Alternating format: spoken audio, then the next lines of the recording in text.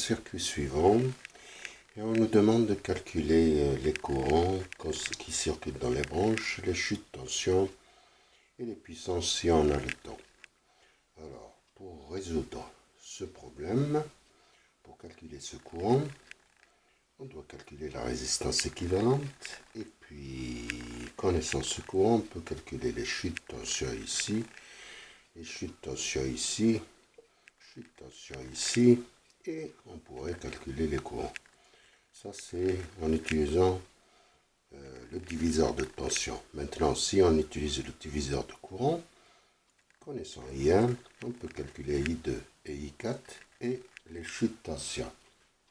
Alors, on peut choisir l'une des deux. Je vous rappelle le diviseur de courant. Si on a deux résistances en parallèle, R1,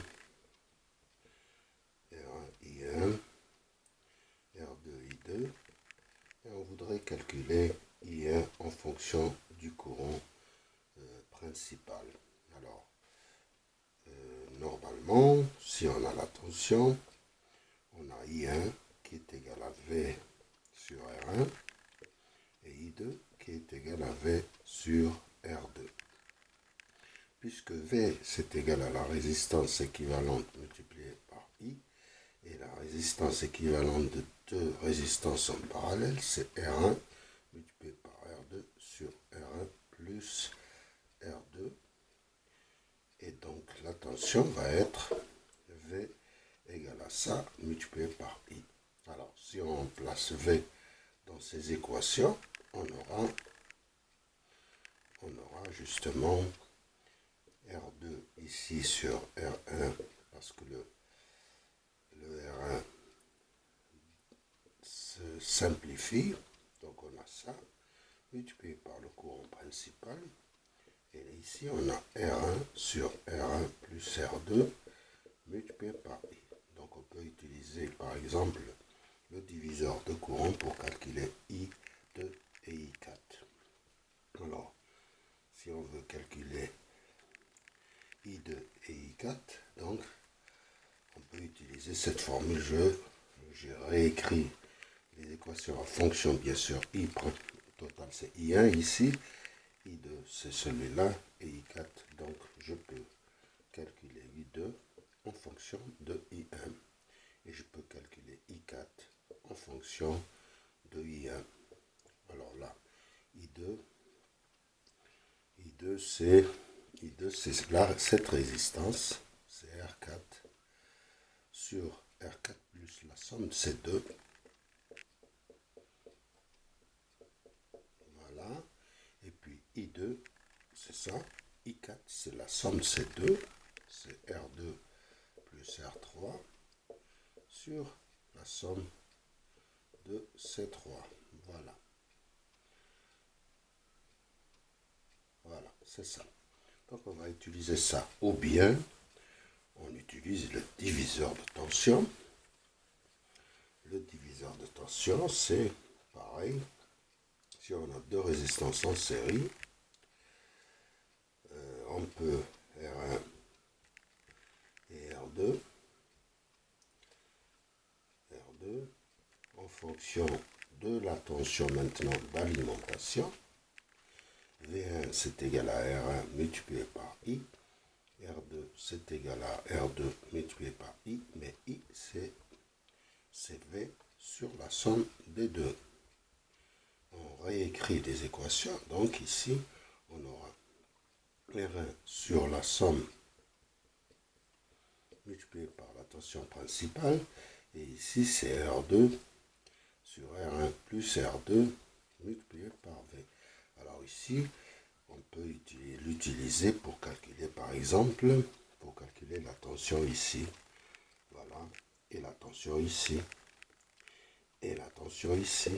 Donc, on peut dire que la tension ici, c'est VR5, VRR1, par exemple, c'est R1 sur la somme, R1 plus R5, plus la résistance équivalente totale de ces trois, donc c'est R2, 3, 4, multiplié par la tension d'alimentation.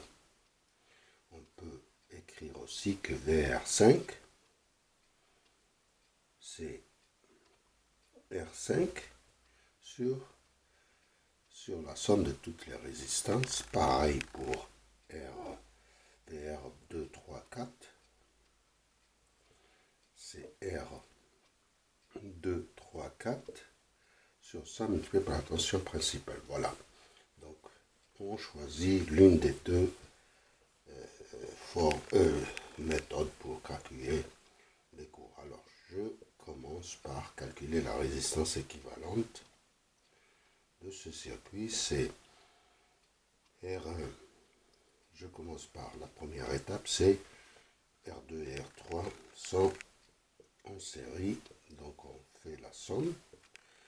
Deuxième étape, ils sont en parallèle avec R4, c'est la deuxième étape. Et puis on ajoute R1 plus R5 pour calculer la résistance équivalente. Alors si on appelle ça, comme je l'ai dit, R2, 3, je l'appellerai R1', c'est R2 plus R3, ça fait 2 kg plus 1 kg, ça fait 3 kΩ. R2', c'est R1' en parallèle avec R4, donc c'est R1' multiplié par R4 sur R1' plus R4, donc c'est 3 kg multiplié par R4 qui fait 6 kg sur la somme qui fait 9 kg. 1 des kilos se simplifie, 18 sur 9, ça fait 2 kg. Alors on arrive maintenant à la fin, RE, c'est R2' plus R1 plus R5, ce qui nous fait 2 kg plus 300 ohms et plus 700 ohms, ce qui nous donne 3 kg comme résistance équivalente. Je vais écrire R1' ici. Je ne pense pas qu'on aura besoin de ça, mais plutôt on aura besoin de R2' qui est égal à résistance équivalente de ces trois résistances. Donc c'est égal à 2 kg. Et on aura besoin bien sûr de RE, c'est 3 kg. Alors on calcule maintenant. On peut, comme je l'ai dit, on peut tout de suite utiliser le diviseur de courant ou le diviseur de tension. Alors, je vais vous montrer comment. Je vais calculer par exemple la tension ici, VR4, qui est égal aussi à VR1,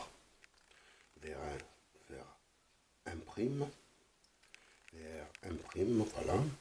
Donc VR4 par exemple, c'est cette résistance équivalente, c'est R2' sur R2' plus R1 plus R5 multiplié par V, la tension principale. Donc R2', c'est 2 kg sur 2 kg plus 1 kg, ça c'est 1 kg, multiplié par V, donc c'est 2 tiers de la tension. Donc on a 2 tiers de la tension, ça fait 20 volts, c'est ça, 20 volts. On va calculer, et on peut calculer,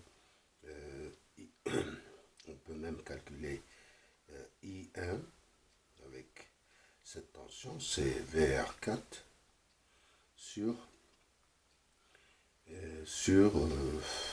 on peut calculer I1, c'est VR4 comme je l'ai dit, sur R2'. Donc VR4 c'est 20 sur R2', c'est 2K. Donc c'est 10 milliampères. Voilà, on a calculé I1. On peut calculer I2. I2 c'est VR4 sur R1'. VR4 c'est 20 sur R1', c'est 3 kg. c'est 6,67 milliampères. Et d'ici on calcule I4 aussi. C'est la différence. Donc c'est 33 milliampères. Voilà. On a calculé VR4. On peut calculer aussi, connaissant VR4, on peut calculer par exemple VR1. VR1 c'est R1 sur la somme des résistances qui sont là, c'est 3 kg, multiplié par V. Donc c'est R1 c'est 300 sur 3 kg, multiplié par 30. Donc c'est 300 multiplié par 30 sur 3000, et ça fait 3 volts. Voilà VR1, et on sait que 23, il nous reste ici VR5, c'est R5 sur la somme des R, tué par V, donc c'est la différence, donc c'est 7 volts. Donc on a tout calculé utilisant. On peut calculer aussi VR2 qu'on n'a pas encore calculé, VR2, VR3, connaissant VR4, fonction de VR4 bien sûr, ici, R2 c'est R2 sur R2 plus R3, et ici c'est R3 sur R2 plus R3, et d'ici on peut calculer VR4 c'est 20 volts, donc on peut calculer la chute de tension. VR2 c'est R2, R2 c'est 2 kg, sur R2 plus R3 c'est 3 kg, multiplié par 20, et puis VR3 c'est 1 kg, sur 3 kg, multiplié par 20. Donc ici, c'est 20 divisé par 3, c'est 6,67 volts, et 20 divisé par 3, c'est 6, multiplié par 2, c'est 13,33 volts. Voilà, on a tout calculé utilisant le diviseur de tension. Mais par contre, on peut utiliser aussi le diviseur de courant. Je vais essayer de faire rapidement et vous pourrez le finir vous-même. Donc on a calculé hier, c'est 10 milliampères. On peut calculer I2 et I4 utilisant le diviseur de courant. Donc c'est I2, c'est R4 sur la somme de C3 qui fait R2 plus R3 plus R4, multiplié par le courant principal qui est égal à I1. Donc R4 c'est 6 kg sur 6 plus 9 kg, multiplié par 10. Donc c'est 6,60 divisé par 9, c'est 6,67 milliampères. Et I4 c'est R2 plus R3 sur la somme, c'est R2 plus R3 plus R4 multiplié par I1. Donc c'est R2 plus R3, c'est 3 kg sur 9 kg multiplié par 10. Donc c'est ce qui manque pour faire 10 milliampères. Voilà, on a calculé I2. Et d'ici, on peut calculer les chutes de tension. Donc R2, c'est R2 multiplié par I2. C'est 2 kg multiplié par 6, 10, 6,67. 10 à la puissance moins 3. Donc c'est 2 fois 6,67. Ça fait 13,33 volts. VR3, c'est R3 multiplié par I2. Et et c'est R3, c'est 1 kg multiplié par 6,67, ça fait 10 à la puissance moins 3, donc c'est 6,67 volts. Alors là, VR4, c'est R4 multiplié par I4, I4 on a calculé, c'est I4 c'est 6 kg multiplié par 3, 33 milli,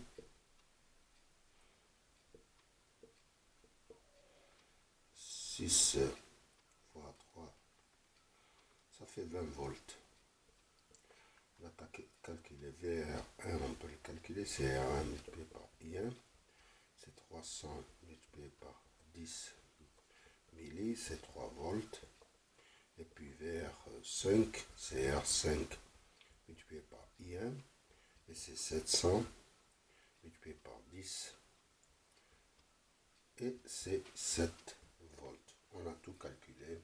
Les puissances, vous pouvez les calculer. PR1 c'est VR1 multiplié par I1, PR2 c'est VR2 multiplié par I2, PR3 c'est VR3 multiplié par I2, et j'espère que j'aurai le temps de vous donner les équations simplement.